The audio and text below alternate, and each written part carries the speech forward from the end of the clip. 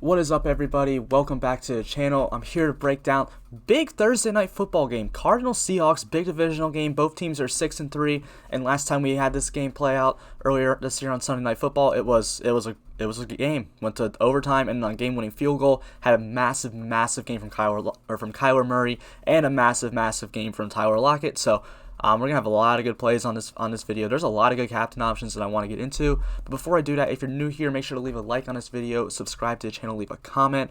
All that stuff really helps me grow, and it's just free for you guys. And usually these Thursday night football videos get a pretty good amount of viewership. So I'm really happy that those have been paying off the way they have. So if you're new here, I've got NFL content for the main slate every single week. NBA starting back up again December. I'm going to be doing stuff for that. College basketball starts next week. I can't believe that. I'll be doing content for that probably in the second week of college basketball, not in the first week, because that's Thanksgiving and I just won't have the chance to do it.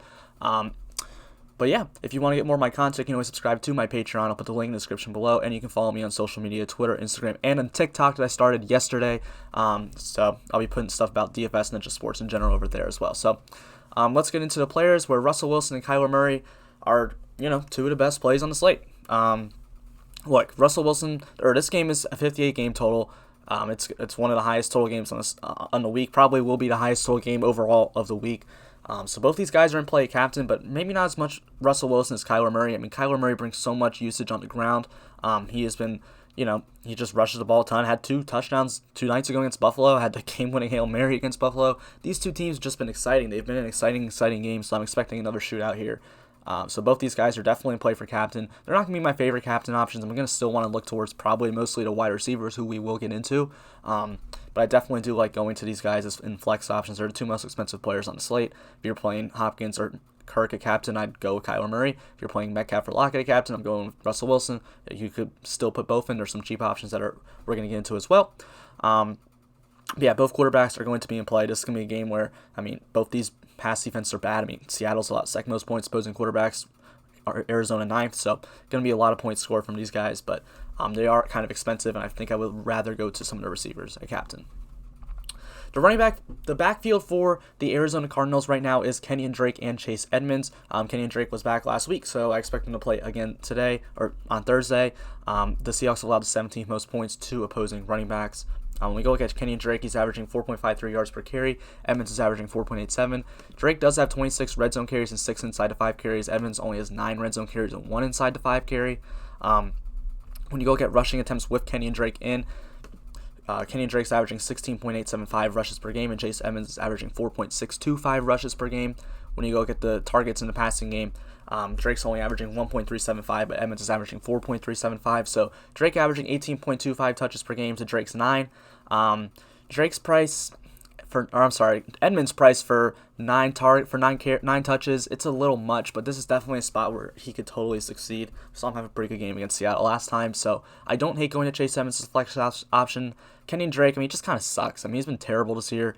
I'm not really too interested in him. I'll probably get some exposure to him, but this is a game where there's probably going to be a lot more passing. He's not really even getting utilized in the passing game. Chase Edmonds is, so Kenyon Drake's fine if you want to go there, but probably not the spot I want to go to. Now, the Seattle backfield is really what's going to determine this game, so you are going to have to pay attention to news that we probably won't know until Thursday afternoon, probably. So, Chris Carson continues to be questionable, as does Carlos Hyde. They both have not played since week 6, I believe. So these 2 players, you have to pay attention to. If Chris Carson and Carlos Hyde miss, again, this opens up the slate with a ton of value with DJ Dallas and Alex Collins. Now, if they play, obviously, it's not going to be as good of a spot.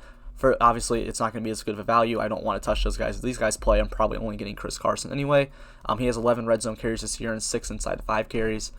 When you go look at rushing attempts, he's averaging 12.2 on the season. And in the games without Chris Carson and Carlos Hyde, you see DJ Dallas is averaging 9 and Alex Collins averaging 6.5. And when looking at overall usage, Chris Carson is averaging 16.8 touches per game. He's just getting a ton of usage. He's just definitely someone I want to get exposure to. He's such a red zone threat, such an end zone threat that you just want to get some sort of exposure to Chris Carson. I think he's a very good play on this slate, and I definitely want to have exposure to him if he plays. But if he does not play, DJ Dallas is like $600. He didn't get the usage as much last week against the Rams, but I mean, it's going to be a split backfield, and he is cheaper than Alex Collins, so I'd probably prefer DJ Dallas, but Alex Collins is also very, very cheap. So both these two players are definitely going to be in play for flex options, especially if Chris Carson plays. Now, if Chris Carson is out. If Chris Carson plays, I don't want any exposure to those guys. Carlos Hyde, I mean, I think he's okay, averaging 7.75 touches per game. Probably going to stay away from him. He's not really used in the passing game at all, so I don't think that's the spot to go to. The wide receivers are going to be the big guys on this slate. For Arizona, you have Larry Fitzgerald, DeAndre Hopkins, Andy Isabella, and Christian Kirk. And for Seattle, you have Lockett, Metcalf, and Moore. When you go look at the offense versus defense, Seattle's allowed most points to opposing wide receivers this year, and Arizona has allowed the 10th most points to opposing wide receivers this year. Just great air matchups for these wide receivers. They're getting the usage. We expect this game to be a shootout, really high scoring. So I absolutely love Hopkins, Kirk, Lockett, and Metcalf as my captain options. They're my 4 favorite captain plays on the slate. Christian Kirk's going to definitely be the lower owned one at captain that has a ton of upside. When you look at the usage in the red zone, in the end zone, DeAndre Hopkins only 11 red zone targets and 4 end zone targets, but and Christian Kirk has 13 to 4. But you know, DeAndre Hopkins is just a beast, and potentially the Seattle Seahawks continuing to be down their 2 starting corners. Yeah, I'm gonna like that a lot. Tyler Lockett does have 19 red zone targets and 11 end zone targets. DK Metcalf has 23 red zone targets and 8 end zone targets. These guys get utilized around the end zone and red zone everywhere. They're definitely spots I want to look for. When you go look at overall usage, Larry Fitzgerald's averaging 5.5 targets per game. I mean, he's kind of just not good anymore, but if you need to fill in a last spot, I think he's okay. There are other guys around his price range that I'd rather pay for more upside, like a Chase Edmonds. So I'm probably not going to get a ton of Larry Fitzgerald, but I do think he is an okay play. DeAndre Hopkins averaging 9.5 targets per game, and outside of that week 9, we're only at 3. I mean, he's getting a ton of usage. In a game where I expect there to be a ton of passing, I think DeAndre Hopkins probably sees more closer to that 12 targets in this game. I think he's just a great play, absolute great captain option. Love stacking him and Kyler together. And I think he's just a great option. Andy Isabella is really cheap. He's averaging only 2.25 targets per game, but he has a deep threat, so he does get deep bombs and a pretty consistent 2 to 3 targets per game with the upside to just break a long play. I'm definitely going to get some exposure there. Christian Kirk averaging only 5.75 targets per game, but as you saw, he does get a lot of usage in the end zone and the red zone, so he has high upside targets. He is also a deep threat. We saw him break a long one against Seattle earlier this year, so I do think Christian Kirk is definitely in play, and he's going to be a lower owned captain. Not a lot of people are going to go to him at captain, but I think he's definitely someone that's going to be able to allow you to pay for some other guys that could be a very valuable captain option. Tyler Lockett averaging 8.77 targets per game, and last time Tyler Lockett played Arizona, he put up 53 points, like 3 touchdowns, like 200 plus yards. It was ridiculous. This is the 20 targets. I mean, Tyler Lockett, man, he just had an absolute monster of a game. Now, I'm not saying he's going to put up 50 again, but it is a really good matchup in the slot. They're not really particularly good against guarding slot wide receivers this year. It's not just Tyler Lockett that's had big games against them.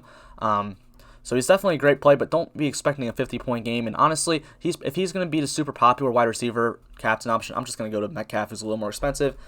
We know what Metcalf brings. He's just an absolute stud. Pretty much almost every week has just had monster games, getting a ton of usage where it matters in the red zone, the end zone, can break deep plays. He's just an absolute beast. So DK Metcalf is definitely someone I want to go to. David Moore is a little more expensive than I was hoping him to be, but still around the 4K range. I think that's fine, averaging 3.22 targets per game. And for whatever reason, David Moore somehow always shows up in these primetime games and just has a big, deep touchdown. So I'm going to get some exposure there to David Moore. Just getting some usage for a cheap price in a game where it's just going to be a ton of passing. And then we'll finish it out with the tight ends, where you have the only 2 tight ends I'm really not even that interested in these guys, is Dan Arnold and Greg Olsen. These guys' usage is just really not that good. Dan Arnold only averaging 2.22 targets per game, and Olsen 3.66, which is not bad, which is definitely why I do have some sort of interest in Greg Olsen, and he is getting some sort of red zone and end zone targets. Arnold's really just kind of a deep sleeper. The only way I want to play Dan Arnold is if those running back values don't open up. If the running back values don't open up, like if Chris Carson plays, I'll be interested in Dan Arnold. But if we have DJ Dallas and Alex Collins value, I'm not going to go to Dan Arnold. I don't think he scores as many points as him. Honestly, Greg Olsen is probably someone I'd stay away from too if that happens. So be sure to look out for that. That kind of determines that value. But I think that's really all I got to say. Quick little video on the Showdown slate on Thursday. Hope you guys got a lot out of it. Make sure to leave a like and subscribe to this channel. It really helps me out. And hope you guys have a great day.